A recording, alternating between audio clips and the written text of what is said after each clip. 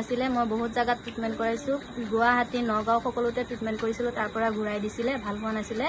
লাষ্টত মই Nagaon natural electricity ক্লিনিকত মই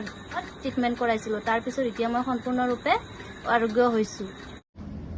হয় আপোনালোকে ঠিকই শুনিছে মই Anjamul Islam nature electropathy clinic and research চেণ্টাৰৰ পৰিচালক আমাৰ ইয়াত সাইড এফেক্ট বিহীন ইলেক্ট্ৰোপেথি চিকিৎসা পদ্ধতিৰে চিকিৎসা প্ৰদান কৰা হয় পেৰালাইচিছৰ বহুত ভাল ট্ৰিটমেণ্ট আমাৰ ইয়াত হয়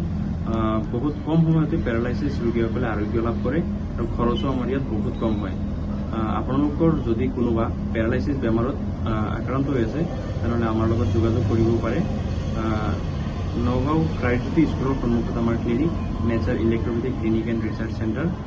আমাৰ কণ্টেক্ট নম্বৰ 7989470635